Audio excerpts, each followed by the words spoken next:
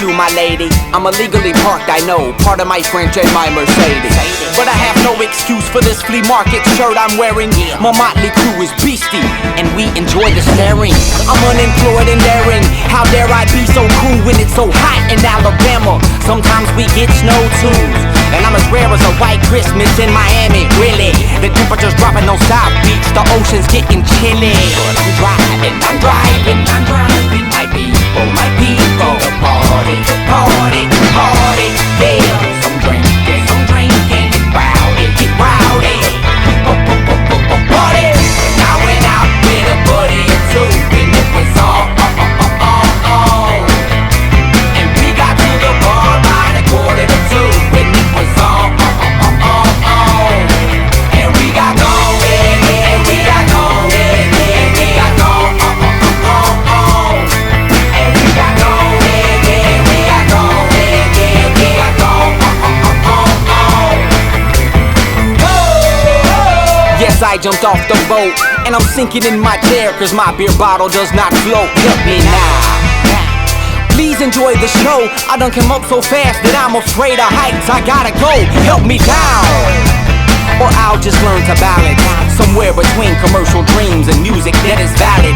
My babies need to eat, so I create a simple sound. The fiasco threw me for a loop. Hey, I dumbed it down, slick. Wicked vibe and driving. I'm driving, my people, the party, yeah. Some drinking, get rowdy, party. And I went out with a buddy or two, and it was all. And we got to the bar by the 1:45, and it was all. And we got gone, and we got gone, and we got gone, and we got gone, and we got gone, and we got gone. Yeah, my people are riding in trucks and wheels are resized. In such a world I reside, and your luck runs low with your pride. And enough to keep you about at the club when trouble's around. I got them car keys in hand, I know what the fuck's going down. Some of these people come sick, some pop the trunk for AKs. They wanna do bodily harm, they wanna live for the day. We just came to get stupid, so give me that bottle of Crown. I take my girl to my Caprice and get the fuck out of town. Come on, girl. And I'm driving, my people, the party, yeah. Some drinking, get rowdy, party. And I went out with a buddy or two, and it was all. And we got to the bar by the 1:45, and it was all. And we got gone, and we got gone, and we got gone, and we got gone, and we got gone, and we got gone.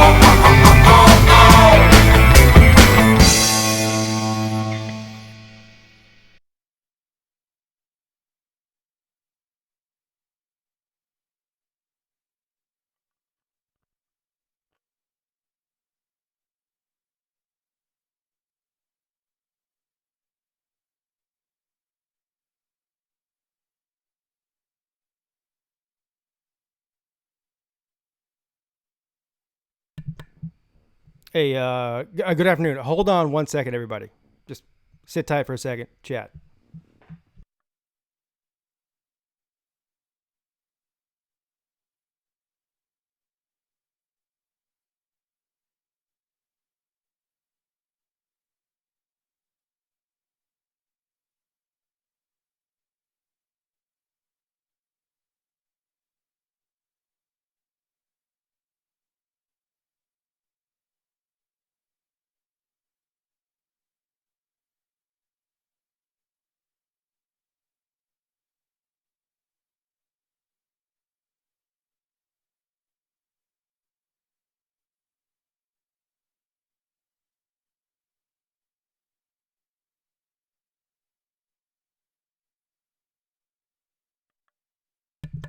Just setting up the call studio. Be back after these words.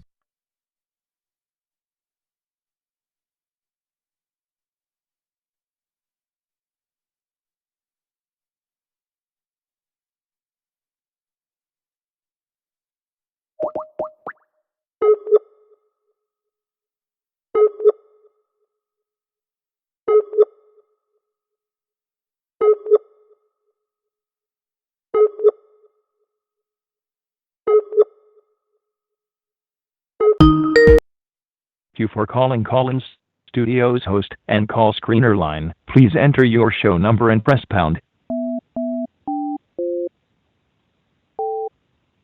Enter your 6-digit PIN number.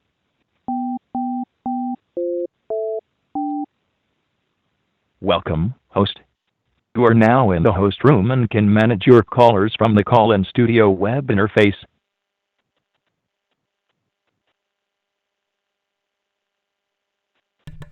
All right, thanks for holding, everybody. You're all amazing and fantastic. Happy Friday to everybody. Of course, I normally do these call-in shows later in the day on Fridays when people are most likely off of work. So I apologize for that, but this is the only time I could do it today. Now, for tomorrow, I'm planning on doing a live stream play-by-play and reaction video for Clemson's versus Wake Forest at 3:30 p.m. Eastern Standard Time. Listen, there's not a bunch of great games tomorrow. Tomorrow we have Georgia and Auburn's a good one. That's also at the same time as Clemson and Wake Forest, so I won't be missing the Clemson game for that. And then we also have Minnesota and Iowa's the other good one, I think. I don't know what time they're playing, but anyway, I'll be doing the Clemson game is my plan at 3:30. So if you guys want to join me and have some fun at that time, please do. Lots to talk about today. Let's see who's in the chat here real quick. And as you can see, this show and every call-in show is driven by the callers. The call-in number is 864-207-4522. If you want to call in, you want to talk about Myles Garrett, you want to talk about any of these college football games this week, we can do that. Or you can just call and tell me how stupid I am. That usually works as well. What's up, Clemson, Carson, Boilermakers Forever, Michael Lynch, Tiger Nation's in the house. McD Sports 4. Little C7, how you doing, sir? RG is in the house. Border Bob, how you doing, sir? Slim Shady Canes, good afternoon, ladies and gentlemen, or ladies and sirs. Good afternoon to you, sir. You're amazing and fantastic. There's no time to play with yourself, Pete. I know.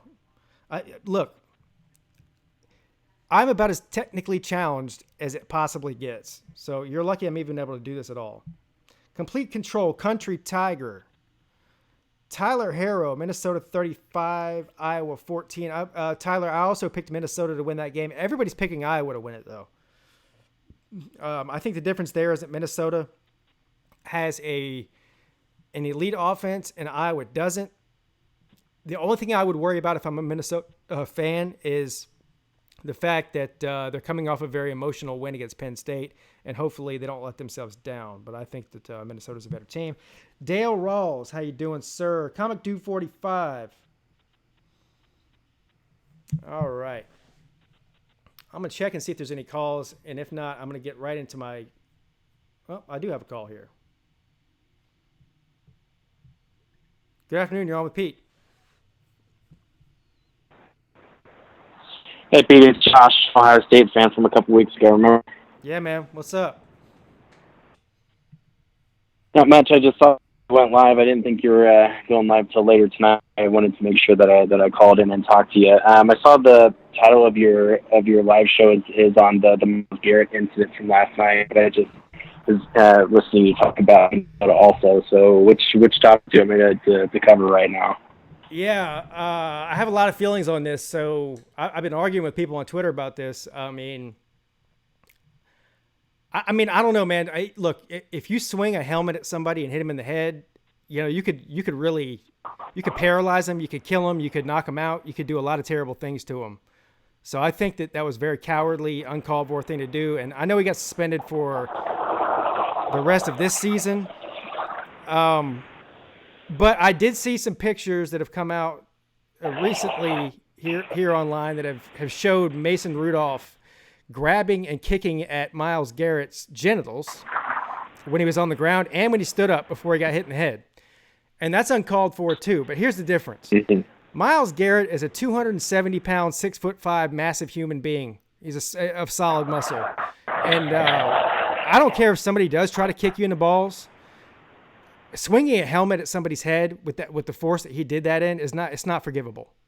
I mean, and I'm not saying Myles Garrett's a bad guy or anything, but look, you don't have to be a bad guy to do a bad thing. And imagine if he would have hit him on the top of the head and would have split his head open or knocked him out, or maybe worse, maybe broke his neck or something. I mean, that would have been a complete tragedy. So just because you're a good guy does not excuse you from doing something that's completely crazy on a football field. How do you feel about it?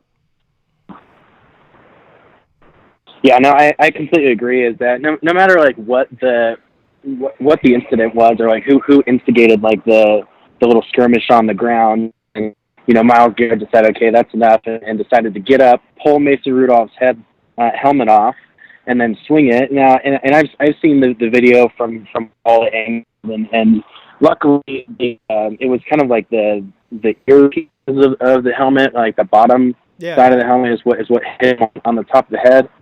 You remember, like earlier in the season, Mason Rudolph is the one that had that big scare in a game earlier this season where he got knocked the freak out, and so he has like concussion history from this season, already. And then like you said, what if that helmet was turned the other way? He used hard top side of the helmet to get right on the crown of his exposed head, and and knocked him the freak out again. And it wouldn't have been good, and either way, like it's an uncalled for act. And even if Mason Rudolph was doing something dirty down low, like while they were on the ground, it's how you react that really defines you as a player, man.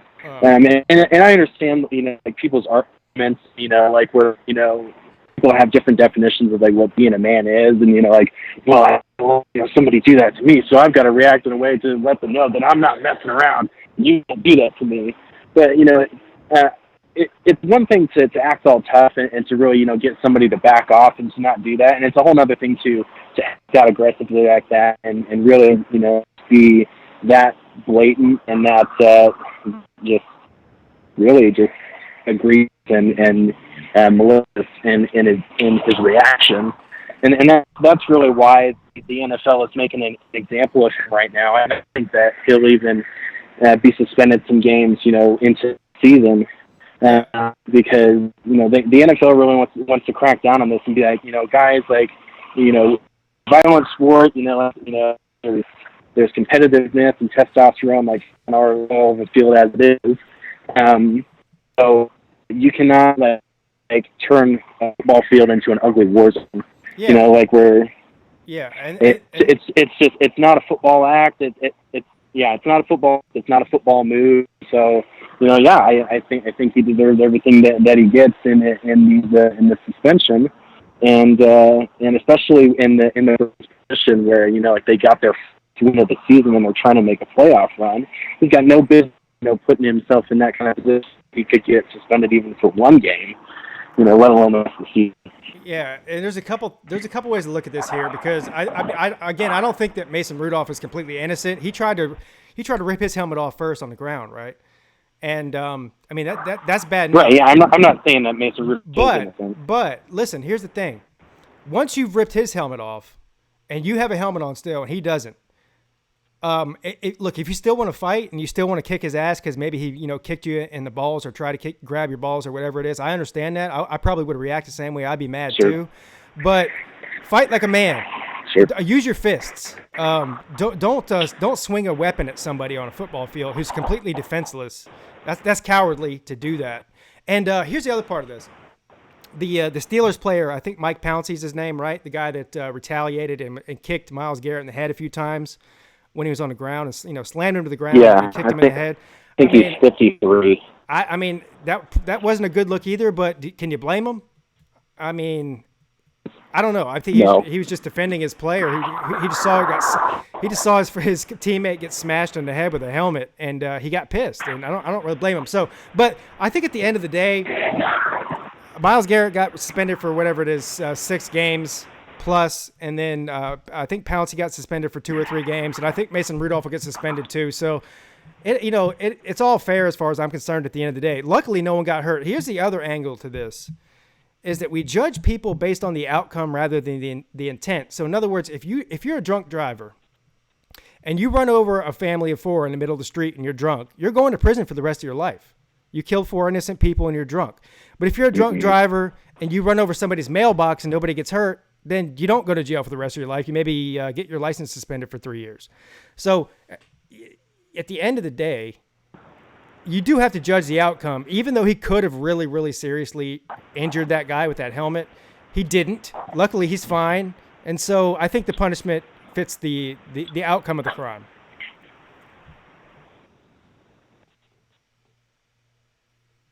Yeah, I mean, I'm not sure if the punishment would have been any worse if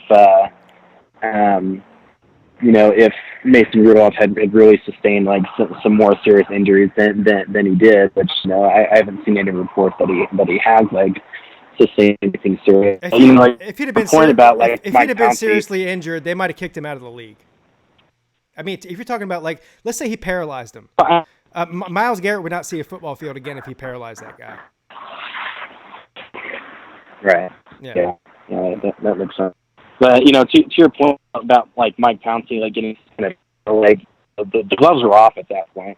But, and I think that the Steelers organization and Mike Pouncey would like gladly take that 3-game suspension because like it's. If you're going to do that to my quarterback, well, I'm not just going to stand there and be like, okay, like calm down, like let's go back to the sidelines. But no, the gloves are off at that point. Yeah. But still I don't think that you can really like water down the punishment or the suspension just because Mason Rudolph didn't get hurt, and I think they should make an example of it. Suspend him for, like 1 or 2 games the next season. So where it'd be like, hey, we're not going to, like, forget this. Just because there's only 6 games left in the regular season and you might make the playoffs, possibly with some outside chance, you're not going to see the field the rest of this season. And you're going to be feeling it next season, too, because, like you said, you're not going to swing a weapon or, on a defensive player like that when, he's got his helmet off, and so I don't know. I don't think we can necessarily speculate like what would have happened if Mason Rudolph had been paralyzed, or if he'd gotten another concussion, or if he'd been needed like 26 stitches or something. Because that didn't happen, and I don't know like what would have happened if it did. But again, I don't think we can like water down the punishment or the suspension just because he didn't get hurt. But anyway, that's got to be it for me today, Pete. I got to go. I need to go take care of it, but it was good talking to you. All right, man. I appreciate the call. All right, see ya. All right. I'm going to pick up this call from the 901 number. Good afternoon. You're on with Pete.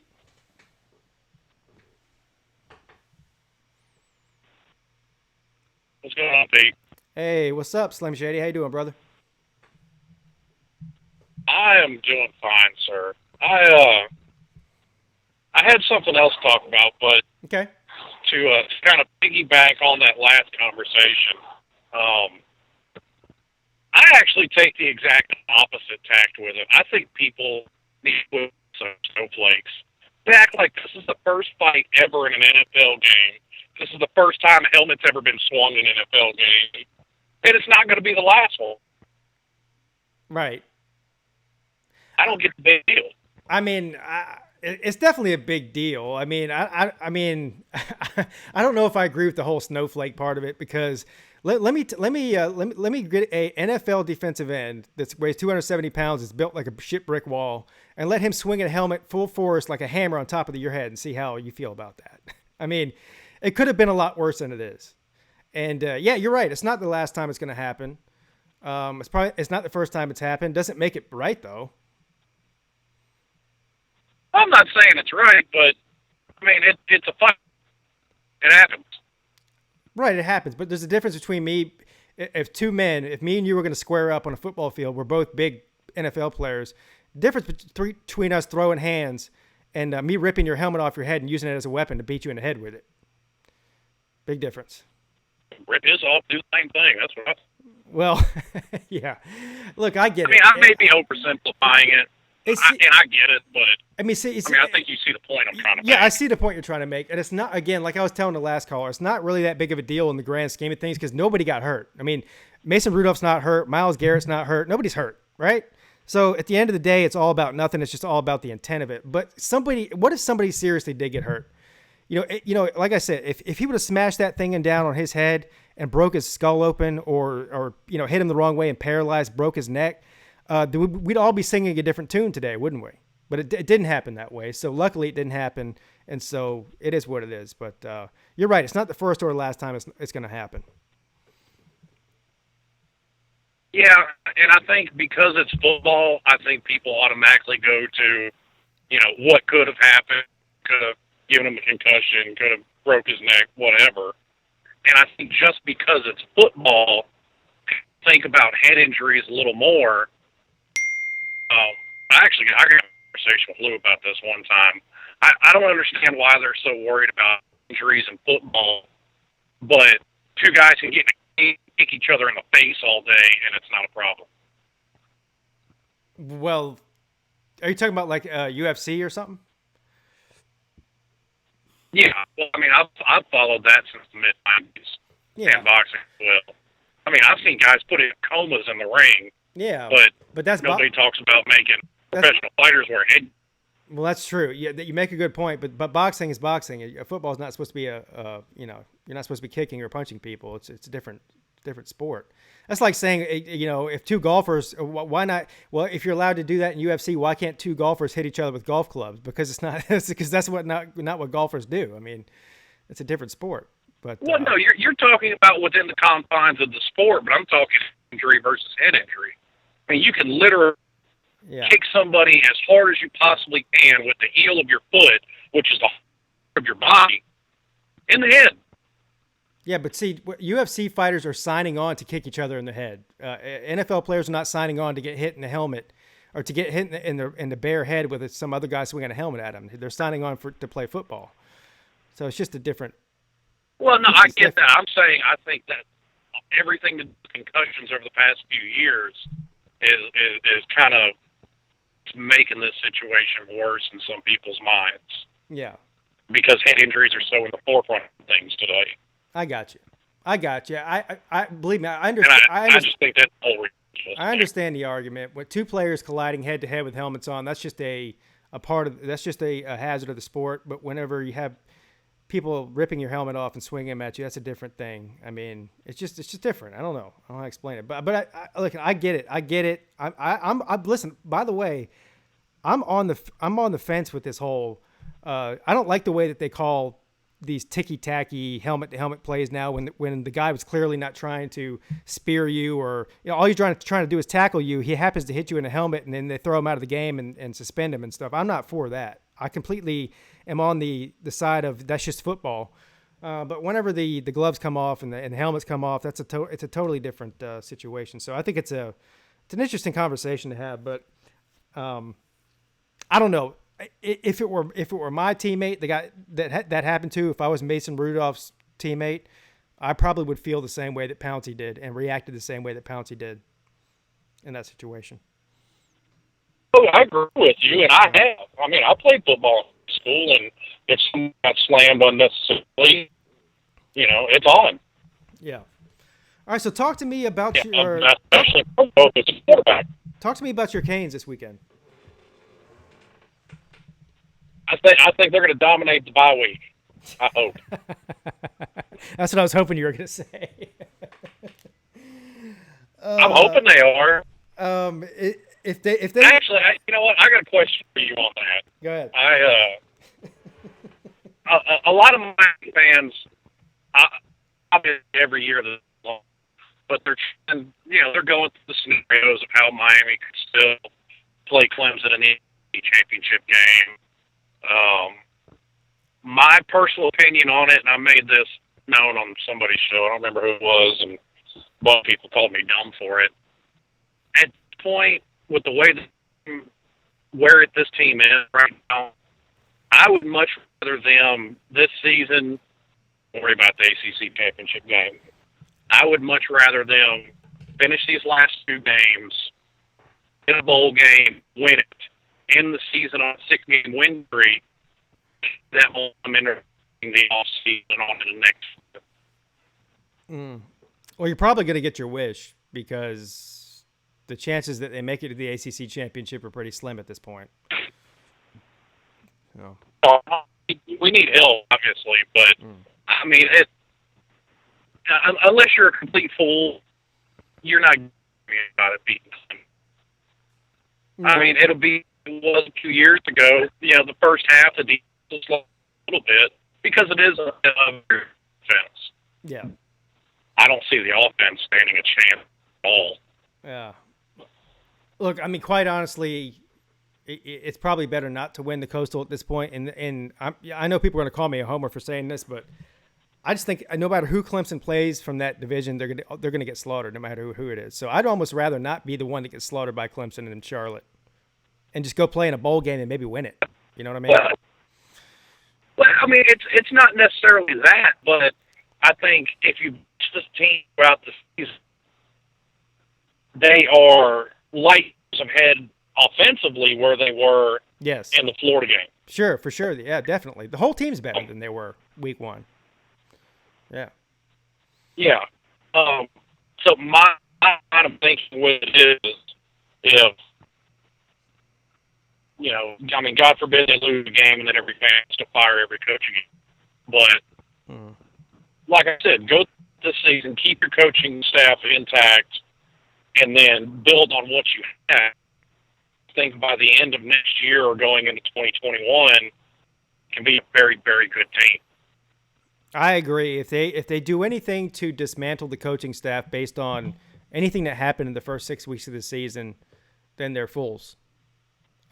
Because they what have they won 3 games in a row now? Miami?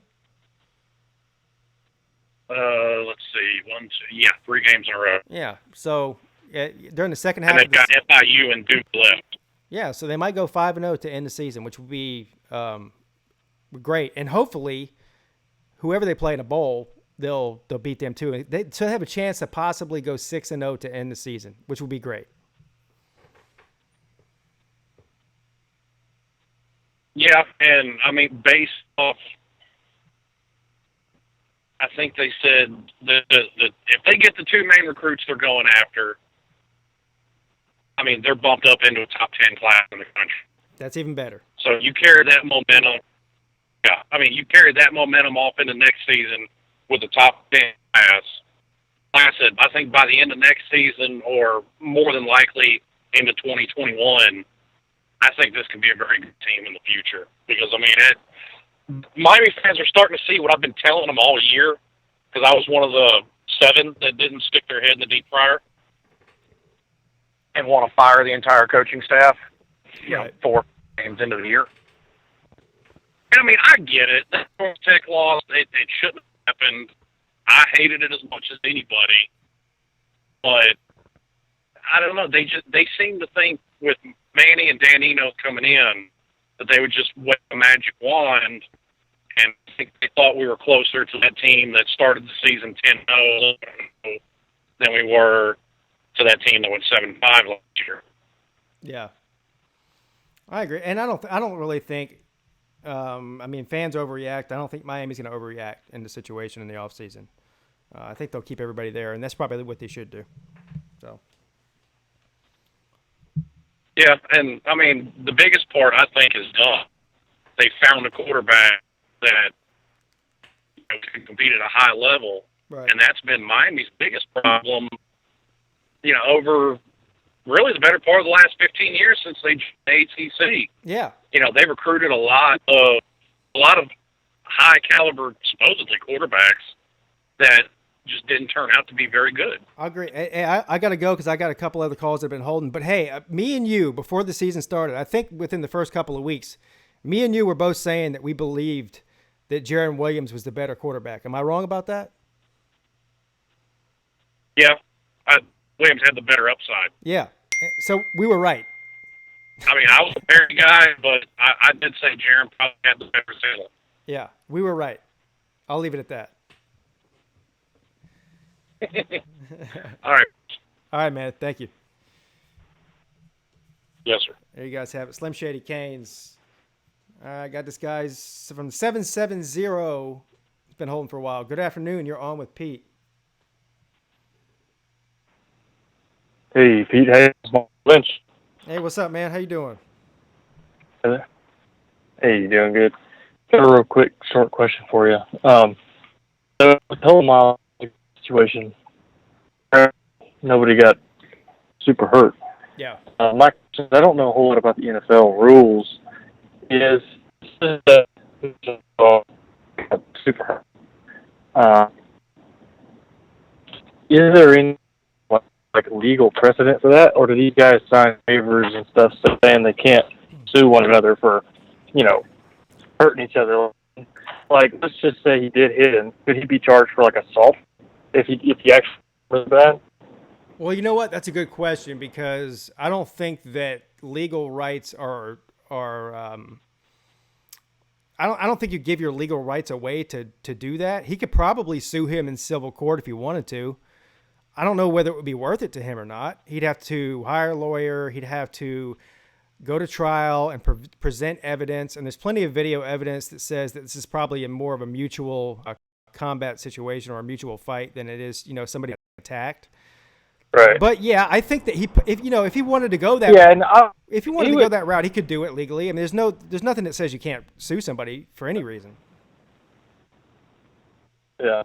And I don't mean in this particular situation, but I mean if he actually hurt him, like if he paralyzed him or something, I mean, obviously that I'm sure there would be lawyers involved. But I just didn't know if you knew if these guys signed some sort of contract that says they can't, press charges against one another, whatever. I doubt that they could press charges against another player for injuring them in a football act.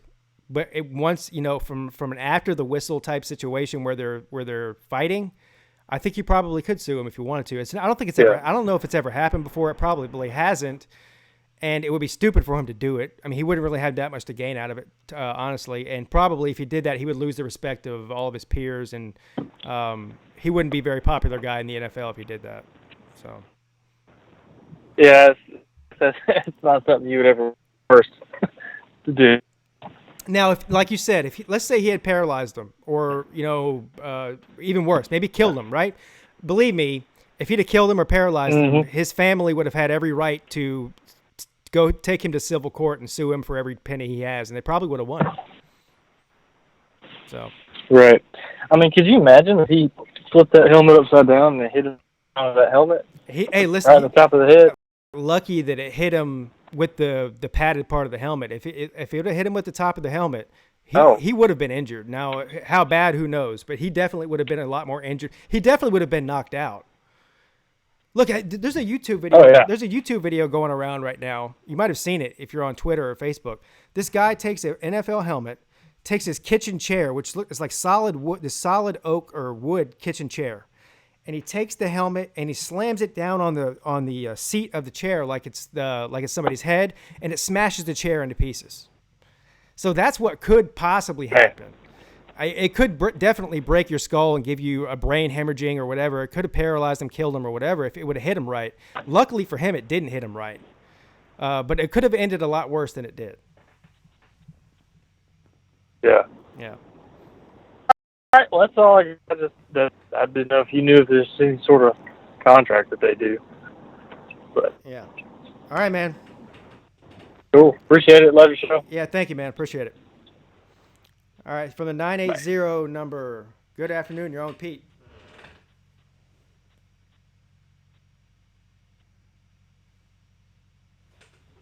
Hey, Pete. Hey, what's up, man? Hey, I wanted to call in and talk about my Gamecocks. All right. What you got for me? I'm always have to talk about the Gamecocks, right?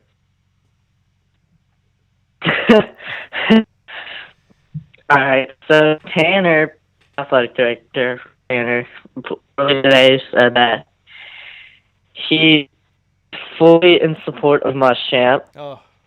And even Castle said that, who is the new president. And obviously, I'm happy with that. I mean, here's the big deal. I mean, there's been zero improvement. I mean, we're all just angry right now. I think there's a lot of Gamecock fans that don't only want Will Muschamp gone, but they want Tanner gone too. So a lot of times For the first fight that needs to happen is Tanner. Yeah, because Tanner cannot hire anybody. Yeah, if he gets fired, then Will Muschamp's on the way out not long after that. But the problem here's the issue though. It doesn't really matter. It doesn't really matter if you want Muschamp gone because he got a 6-year extension at the end of last year. And his buyout is a lot of money that I don't think that they're willing to pay him out at this point. So I think no matter what people want, he's going to be there for at least one more year. At least. Which I feel like that's one of the reasons they're not firing him. It's way too much money. Right.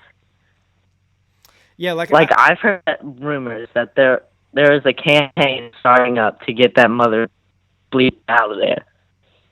Well, I wouldn't doubt it, but it's one thing. I don't know. I don't know what the exact parameters of the Willie Taggart situation was. I know they raised like $18 million privately to get him, to buy his contract out. But I don't know. For all we know, that $15 million of that $18 million could have come from one guy, right? It could have been one rich guy that put up the majority of that money, and then there was another $3 million from private donors. But that's private information. You'll never hear the the specifics of that released. So I don't know. I think that Will Muschamp's going to be there next year no matter what, and I think he's going to be given, and I said this before the season even started, I said because of how hard their schedule is this year, even if they don't make a bowl game, he'll get a free pass because of how hard their schedule is. But also, I mean, I think beating Georgia helped his case for staying there. But at the end of the day, some of the teams that you've lost to they're not very good teams. So this sort of balances out. So, I mean, I don't know. Even with a tough schedule, I feel like that Carolina fans feel like at the very, very least, they should be making a bowl game. And I don't disagree with that. But Carolina's got enough talent to be a bowl team no matter how hard their schedule is. I mean, you agree with that, right? Exactly. We're not expecting, maybe 7-5, 8-4. No. This team literally should go every year compete for the SEC, but we can't do it. And this is the same thing we saw with Muschamp at Florida. Yeah. But what really makes me mad is 4-8 in year 4. I mean, you just can't have that. And if there's anything people are making excuses about the schedule, guys, it doesn't get any easier next year. We have to go to both Death Valleys next year. Yeah. At Clemson, at LSU, no. No, it's not going to get any easier. I mean, there's no. Yeah, I mean, Georgia's still going to be good next year. Obviously, Clemson's going to still be good next year. LSU's going to still be good next year. Well, depending on who their quarterback is, right? Because Joe Burrow will be going to the NFL. But you're right. It's not. I mean, it's not going to get any easier for the Gamecocks. And I'll be interested. And I don't know this. You could probably tell me because I don't follow recruiting for the Gamecocks. I won't do that probably until this season's over with. But do you know what the projections are for the 2020 recruiting class for South Carolina? Are they supposed to do good, or what's it look like? It's supposed to be the 20th, I think we are right now. No, that's not bad. Muschamp's not a bad recruiter. Here's the thing: he can't develop. He cannot develop. Yeah. Yeah. And what makes here's the thing: there are Gamecock fans on Twitter comparing him to Spurrier, saying that he had the same wins in 3 seasons as Muschamp and Spurrier. Muschamp more, which is you can't compare him. Muschamp will never be half the coach Spurrier. Yeah, Spurrier is one of the greatest coaches. Yeah, it's a ridiculous comparison. Muschamp has never won anything, of significance ever. So, yeah. That's a ridiculous comparison. So. And as much as I love the guy, and he's mistaken for who he was. Everybody, when they think of Muschamp, they think of an angry dude. But I think he's a great guy. But the dude just can't win. And I mean, I'm sure he's a great guy. I just don't. I'm sure Will Muschamp is a very stand-up, great guy. But that has nothing to do with football. I mean, Bill Snyder was a stand-up guy too. He stayed at Kansas State too long. A lot of great men just aren't good head football coaches. I mean, I consider myself to be a pretty great guy, but there's no way that I could lead South Carolina to a bowl team. So. I mean, you've got to do a bowl game every year. When you're 4th year, you screw up. I mean, you got to go. Yeah. Well, Pete, I mean, I'm angry right now. We are. Thanks for talking, and I'll call you later. All right, man. Thank you. No. All right, got the 516 number has been on hold for about 5 minutes. Good afternoon, you're on Pete.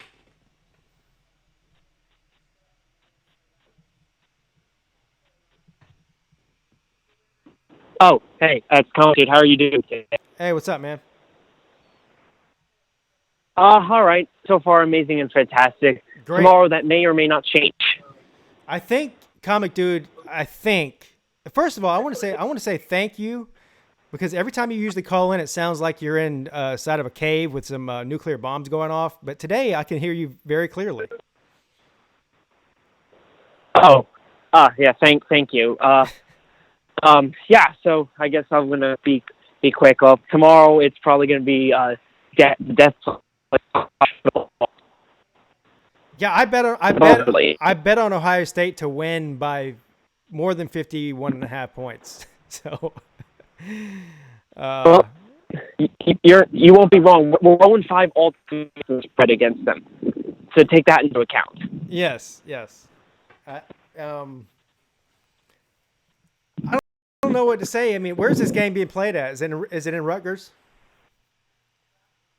In Rutgers, in New Jersey. I'll be there, of course. Oh yeah, you're in the band, right? Yep. Well, that's cool. So, unfortunately for you, or maybe fortunately for you, I don't know, whichever way you want to look at it, the band might be the most exciting part of the Rutgers team tomorrow. Mm-hmm. And we'll be able to please the 10,000 or so Ohio State fans that show up. Yes, I agree. Yeah. Yeah. Hopefully we can give their band a run for their money. I don't know if they're coming. Yeah, I don't know if you see any Ohio State fans, just scream 31-0 at them. That seems to get them pretty triggered, and they'll know what you're talking about. Yeah. And you want to know what's ironic? Because it's our 150th anniversary, we're basically celebrating all the decades of RU football. And this game, we're celebrating the 2006 season and our biggest win in school history, the win over Louisville. And we're about to have possibly the biggest loss in school history. Talk about an irony. It's also ironic that they're celebrating the 150-year anniversary of college football, and I believe that Rutgers weren't they the first college football team? Rutgers? Rutgers is Princeton. Yeah. So the irony here is that Rutgers is probably in the top. Well, I don't know. I want you to call back, so I don't want to make you too mad. But they're probably the worst team in America. Yeah. But yet they're the first team to ever play, and they're celebrating Rutgers this year in a inadvertent way, and at the same time we're about to watch Rutgers get buried. That is ironic, isn't it? Yeah. Yeah. On the right side, next week is much more winnable. Who do you play so next? I guess that's something to look forward to. Who's next week? Michigan State at home. Michigan State at home. Now that would be amazing, check it out. That would be amazing and fantastic if you guys beat Michigan State. It would be. I'm actually rooting for you. I'm actually rooting for you to win that game, just to prove a point that I've been saying Michigan State's terrible since before the season started, but no one wanted to believe me. Now everyone believes me, I think. Yeah. Their defense is really getting tired of carrying the team, I think. And tomorrow's game at Michigan for them will say a lot. Right. Yeah, I agree. All right, Comic Dude. I appreciate the call, dude. Yeah. Have a good one. All right, man. Thanks. All right. I'm going to take one more call here. I think I knew who this is. Let's see. Good afternoon. You're on with Pete.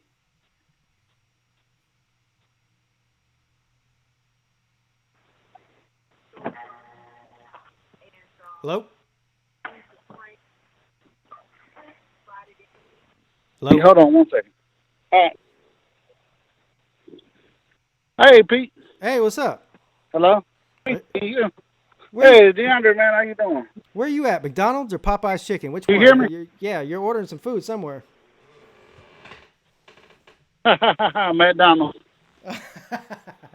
Hey, have you had one of those Popeye chicken sandwiches yet? I heard they're to die for, literally. Hell no, I'm not gonna sit in line for that. Yeah. For that nonsense, man. Yeah. I took it my son and said, "Hey, I want." He told me that what McDonald's today. So I said if he was good, that he can have McDonald's. So Awesome. so that's what it is. Yeah, you're a good dad. I will say I did have a Popeye's chicken sandwich just to try it, and I'm not gonna lie, it was pretty damn good, man. I'm not gonna lie. But it definitely it definitely was not worth waiting in line for 30 minutes to get, and it definitely was not worth somebody possibly stabbing me to get. So it wasn't that good, but it was pretty good though. Yes, sir. But I guess I was irritated all week. I guess I got the Miami fans mixed up. I was hearing that Justin Flo had signed with Miami, but he was visiting. I was like, when did this happen? The number one linebacker in the country out of California.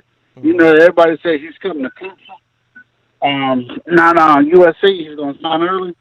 And that would lock Clemson in for the number one class. And I'm one of those people that I like keeping up with recruiting, just to see how we're going to be. And next couple of years, I know those players have to develop. But it's obvious that we do pretty good at developing. But I was kind of worried also. Linebacker is the only spot that we do not develop good. If you look at Trey Lamar, Boulware, none of those guys got drafted. Even offensive line might be kind of weak. Because Hyatt was a 4-year starter and he didn't get drafted. But I always wondered that because I wonder why these guys are not getting drafted in the NFL. So I wonder, was that scaring them off, and was he going to end up at Miami? What about what about this year though? Simmons is definitely going to be a top 10 pick. And you really consider Simmons a running linebacker, or do you really consider him like Mark Barron to play for the Rams? I think he'll be a linebacker. That hybrid type. I think he'll be a linebacker in the NFL. Yeah. Yeah, I mean he's a freak of an athlete. 431. Yeah. All of that other stuff. He's nasty. So I think that he's a good one. But I think he's going to be pretty good. But I was just wondering, what did you hear? I know I don't think you follow it like I did, as far as recruiting. And were you hearing anything?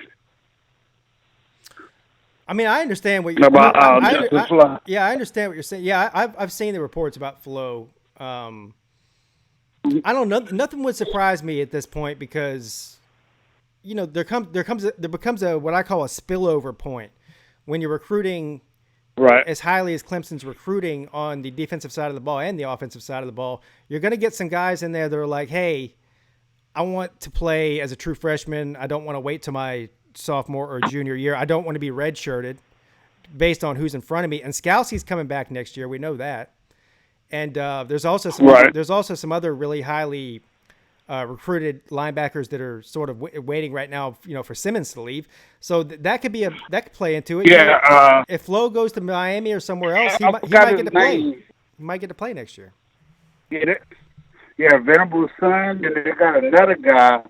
I can't remember his name. He wears number 6. He doesn't get on the field that much, but they were talking about him last year and this year. I think he redshirt. So I think he was just waiting for them guys to leave and show what he can do. You know, I mean, if he doesn't come, it's cool too. But you know, I was just wondering what you have heard. And I was telling Mark last night, and I said this on my channel too. It's not Clemson's job to make the ACC better. Pick this up. It's those teams' job. Right. And everybody keeps saying Clemson schedule. And everybody says, well, they played Wofford. Who else they played? The Citadel? They played the Citadel this year? No, we played I can't remember. No, not the Citadel. I can't. That's A&M. Yeah, I can't remember who it was. It was somebody like that. No, it was Charlotte. But Charlotte. Yeah, that's right. And I was telling them, I heard Jimbo Fisher say it best. If you don't help out these little schools, it's going to be hard for them to keep football around. Yeah. Because those little schools, those guys who play in high school who ain't D1, that's where they go. Yeah. So that's where they go. So they got to help those programs stay around. So Clemson does that, and they play. I heard Dabo say, "Hey, we play one school in South Carolina that's FBS, Look, and we play a non-Power 5." Well, look, Clemson been doing it for years. We play 10 Power 5 teams a year. We play 8 conference games, and we play 2 SEC teams or Notre Dame. That's 10. Then we play one in-state FCS team, whether it's Wofford or Furman or Citadel, whoever, and then one South Carolina. Then one FBS team, which this year was Charlotte. Sometimes it's Georgia State or somebody like that. But here's the point. Alabama only plays 9 Power 5 teams a year, and so I mean I don't know. Is it that different? No, it's not that different. I think that we play the same amount of Power 5 schools as Ohio State does. They play 10. We play 10 Power 5 schools. So I was making this point to Mark yesterday. Yeah, I was making this point to Mark yesterday. Look at Ohio State schedule. Outside of Wisconsin, I don't think Wisconsin's better than. I don't think Wisconsin's better than Texas A&M. Who had they played? I mean, we always offered on Clemson, and I know their last 2 games are going to be pretty good. But who had they played all year? No, hey, all these teams. Nobody's played anybody according to these people. That's the thing, is that you could look at anybody's schedule and find a bunch of bad teams on it. Any team, Ohio State, Alabama, LSU. Now LSU does have probably a tough schedule. I won't put it past them. A&M has a tough schedule. Like I said, there's out of 130 Division I football teams in the FBS, there's probably 4 or 5 out of 130 that you can point to and say, man, they got a really tough schedule this year. Everybody else, they got a couple of good teams on their schedule, and they got a bunch of bad teams. That's just the way college football is. It's the way it's always going to be. It's the way it's always been. But right. At the end of the day, the cream rises to the top. Whenever you play somebody who's really good, you need to beat them. That's how you find out who the best teams are. Right. Yeah. I think a couple of years ago, I can't remember if it was under Kelly Bryant or Deshaun Watson, but Clemson was the first team to beat 5 ranked teams before and that was amazing. Yeah. I'm like, nobody ever talks about that. I mean, all they say, Clemson doesn't play anybody ACC. What was the talk when it was Florida State doing it from 1992 to 2000? ACC was just the same. I mean, Carolina might have been okay, but Clemson might have been decent. But, I mean, I think it's no different than what we see now. Yeah. So, I mean, but some other people have a chance to call in. Peete and I hated my Steelers loss last night, but that was an ugly thing that Garrett did. I don't know all what happened, but I heard people talking about it, and I said that's why people are against people playing football nowadays. And I hope football will be around because it's a beautiful sport. Yeah. It's the ultimate team sport because everybody got to do something for the other person to succeed. Yeah, if it's the offensive lineman, defensive lineman. I hope it'll be around. The first thing I thought of when I saw that clip, you remember, for all you guys that are old enough, back in the day, when the Wu-Tang Clan came out in 1993, you remember that song, Protect Your Neck? You best protect your neck. Yeah, that's what I thought. You best protect your neck. Mason Rudolph, don't be running at a guy who's got your helmet in his hand. Don't do it. Not a good look. Protect your neck, brother. Yeah. Well, yeah. All right, Pete, take care of it, man. All right, man. Oh, one more thing. Check out my channel later on. I got something special at there. Talk to you later. Yeah, thanks, man. All right, bye. Bye, man. All right. Thanks to, it looks like Dondre Crawford left me a $1.99 super chat, and Slim Shady Canes with a $5 super chat says, please, Florida State, hire Prime. I think it's a great idea.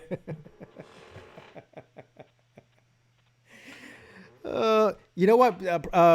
Deion Sanders said that he actually would consider taking that job, but they haven't called him. Look, would that be a great for me and for everybody else to laugh at that? Yeah, it'd be great. But Deion Sanders not a head football coach. Everybody stop it with that. I kind of hope they do hire him. All right. I see I got some calls here left, but I got to get off. I got to go. So, listen, if I didn't get to your call, I'm sorry. But thank you for calling in, and call in next time when I have some more time. I appreciate it.